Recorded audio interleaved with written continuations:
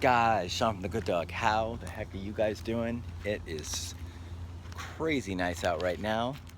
It probably won't be in about 3 hours. It'll probably be about 95 degrees. So not looking forward to that. But am enjoying a little nice t-shirt weather right now. You can hear the siren song of the trash trucks. I've got my trash out. I'm good. I'm solid. You can see me on Instagram stories if you want to see our regular Tuesday trash day where I try and come up with something eloquent and insightful as we take out the trash together. Pretty good one today. Anyways, I wanted to talk about like flipping the script, tweaking, throwing the blueprint out. I've talked about this before. I've talked about it.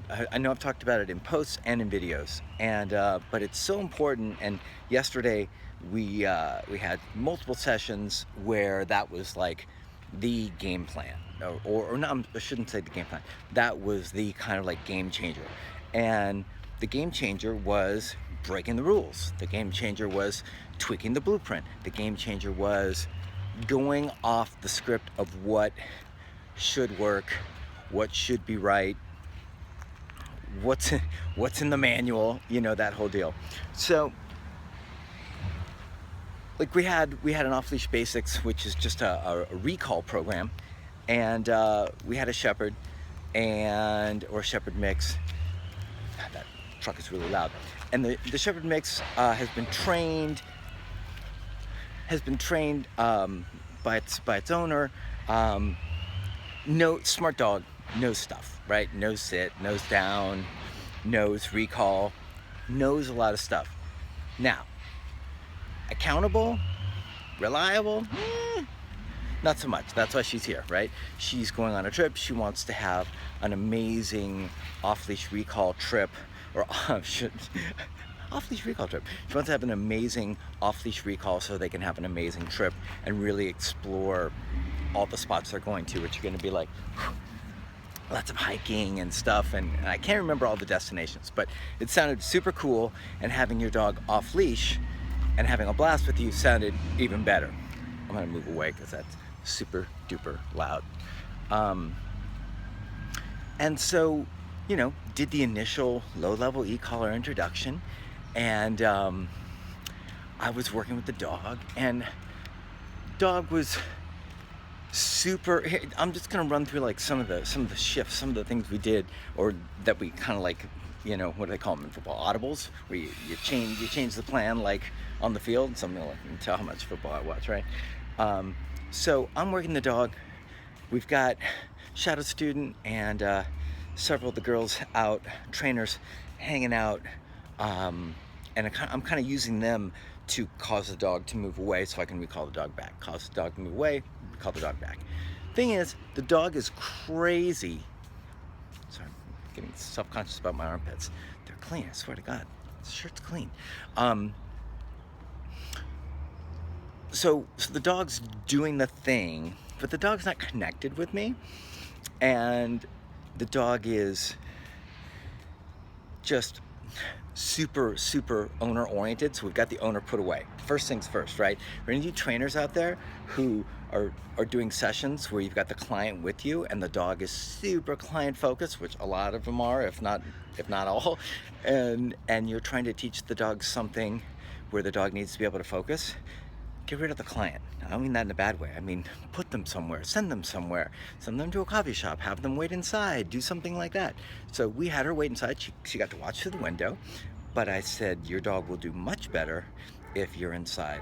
I couldn't imagine if we actually had the owner out there and I was trying to get the dog to focus and concentrate. So first thing, boom, put the owner away. And then I'm working with the dog. Dog's getting it working about like 6 to 8 on a mini educator, super low, everything's cool. Getting some nice head turns and some nice recalls, just short, little, easy stuff, but the dog is so not present with me, so not there. So I make an audible. I'm like, this dog doesn't need to be awesome with me. This dog is going to be with this owner and needs to be awesome with this owner, doing great recalls with this owner, and is not going to be doing a 2-week board and train. It's a 3-session little package. What are the owner's goals? The owner's goals are to have an awesome, reliable off-leash recall for safety and fun and freedom. So I get Henri up. Henri, can you work with this dog? Because I think this dog's gonna feel more comfortable working with a female because its owner is a female. Henri starts working with the dog. Dog starts doing way better. Still not 1,000% present, but better than with me. Because for whatever reason in the dog's brain, hey, I got a female working with me, that's what I'm used to, cool, this makes sense. So that's our first audible, even though I'm like, you know, there's a shadow student there and I'm like doing the training and whatever. It's what's gonna work best. It's not what is on the menu, it's not what is supposed to be, it's what's going to work best for the client and the dog. So I remove myself, Henri starts working with the dog, things are going awesome. She's getting some nice recalls back. And then make another audible, like, okay, so let's stop going from head turns. Let's actually like get the dog to sit, because this dog, here's another thing if you're trying to teach recall, which is why we teach place first for typical like board and trains, because now the dog just wants to glue to Henri and just wants to follow. So getting distance from the dog, near impossible. Which is why, me being smarty pants that I am, I started conditioning the dog to an e-collar sit as well. Dog already knew the command, but I started conditioning to the collar. So even though the owner doesn't, like, a sit isn't built into the package, it was being built into this package today, because I knew we were going to need it, because I knew we were going to need some stability to be able to like anchor the dog and recall the dog out of the sit. Because otherwise the dog was just going to be glued to the owner as soon as she came out. Dog was already glued to Henri. So taught the dog sit and had walk arounds every time Henri would recall the dog, sit, walk around, get that sit secure, and then recall the dog out of it to front and sit. And we could have just made it like more of like a relaxed, easy, just like recall back in and then break and just make it like a fun, free-flowing thing. But this dog was so kind of like out of its tree, not focusing, that slowing it down and like getting motion and then stopping the dog felt like a more valuable conversation, more valuable teaching moment. So that's what we went with, and it really did help the dog start to focus. Then we bring the owner out, as expected. Dog totally fixated on the owner, and dog is so used to doing all this work with the owner without an e-collar, and now we're conditioning with the e-collar. Now we're at 5. We're working really, really low. The e-collar mini, for those who don't know, goes from 0 to 100. We're at a 5 out of 100. Most, I think 99% of people don't feel it until 7. Some at 6, 5, really, really low. So, but I'm watching, and Henri's running the remote, so the client only has to focus on her body motions, which are already challenging. Here's another like little tidbit for anybody out there, trainers that are trying to work with clients. Strip away as much as you can, guys. The dog cart's going by. Strip away as much as you can and build it piece by piece so the owners aren't overwhelmed, right? What's easy for you is not easy for them. So Henri is running the leash and the remote, and the client only has to stand there, give the command, move backwards simultaneously, and reward as the dog makes motion towards her. That's really hard. Just that simple stuff, because we're all watching too. It's hard, right? It's hard for the owner. She gives the command, she's watching the dog. It's all new, and she's thinking rather than just like being. Totally get it, but that's why break it down as simple as you can get it. I'm getting somewhere with this. So she's doing it, she's getting the flow, but I'm noticing that every time, what we're doing is conditioning that like low stem with the command means come, and then we're going to move it to avoidance corrections all through our process, right? So we start with escape, press and hold, and then compliance, off the button, right? And then start moving to prompts, and then start moving to corrections. But as I'm watching this, I'm noticing that there's a hiccup. She gives a command, she starts moving, the dog starts to go towards her, like, I'm sorry, it doesn't even start to go towards her. The dog makes like the slightest motion, feels the e-collar at the same time, and hiccups a little bit. And so now you can work through that and just work through it and teach the dog that that stem means you got to move. But the intuition part of me felt like we're hiccuping the dog. We're making this, even though it's part of the blueprint, and we've trained a gazillion dogs how to recall like this, and they all do great. It didn't feel necessary and it didn't feel helpful for that moment. So I said, Henri, let's get off the button. No e-collar. Let's have the owner do the command, motion, and then if we don't get it, then tap the button and have the owner repeat the command. That's what we went to. Worked like a charm. So technically, we're moving too fast. Technically, we're skipping steps. Technically, we should be making it harder on the dog by not conditioning in such a thorough fashion or what. The reality is, what does the dog need? What works for the dog? Don't keep the dog in kindergarten if the dog is ready to go to college already because the dog's been conditioned through other means like food training, whatever, or just even the owner working with the dog. So Henri got off the button, owner doing the motion, starting to get in the flow, dog doing great, recalling, and then the owner's having the dog sit in front of her. Dog wants to jump up on her, correcting for that a little bit. Going through this process, things are looking great. Then the dog starts to wander away like during the recall. So we get back on the button, right? Owner repeats the command.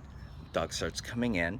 Owner's got the long line now. Owner's doing more work. We're adding pieces to the puzzle, right? Started simple, just command, good dog, right? Let me say it again.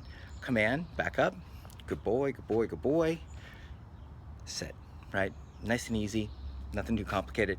Now the owner's got the long line, and then we slowly add in the e-collar, and so the owner's got the collar, and we've got the remote, and starting to learn how to use that, and we're working step by step. Anyways, the point of this was that things got really cooking and started to take off and do really well the moment I said, let's break our typical blueprint of escape training with press until compliance, or press until, because recall is the only one that we actually don't hold for the whole duration of the command at the low level. We only go until the dog is committed to moving, because you don't want to stim the dog through the whole thing or else the dog's like, oh, it really sucks. So, but we skipped that step, we skipped prompting, and we went straight to, which would be like the finished product, corrections or avoidance.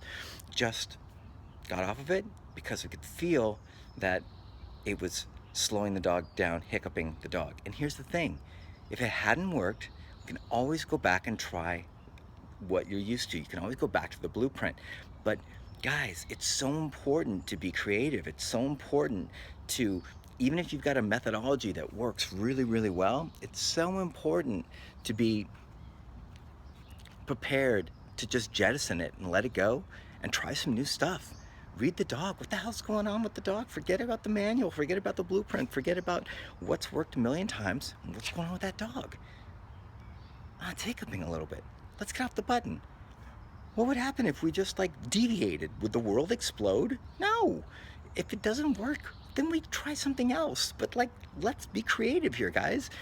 Creative doesn't mean blowing the dog up, but creative does mean maybe we get off the button here. Maybe we shorten the duration. Maybe we, you know what I mean? It could be a million different things. But it's mainly looking for what works, right?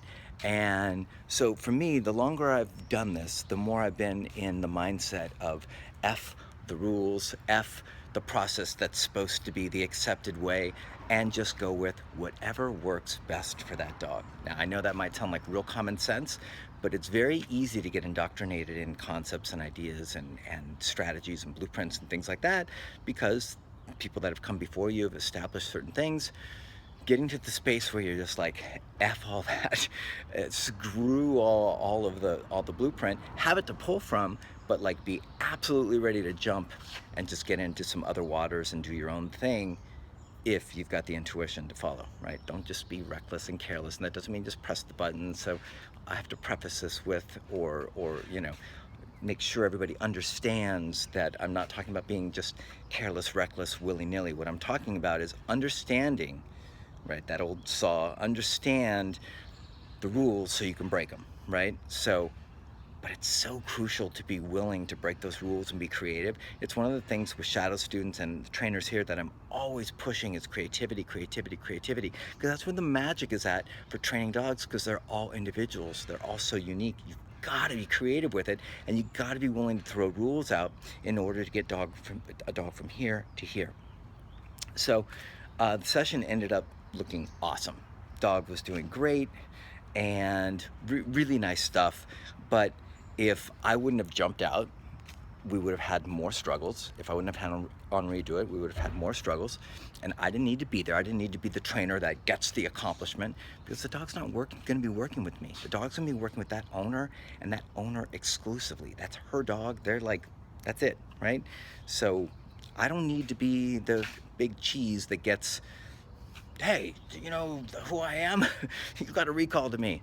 Let's get it working, and let's find the best way to make it work for the dog and the owner. Anyways, so, and then we jettison e-collar prompts, e-collar low-level stem, all that, and went to corrections at a low level, and that worked like a charm. So, complete deviation.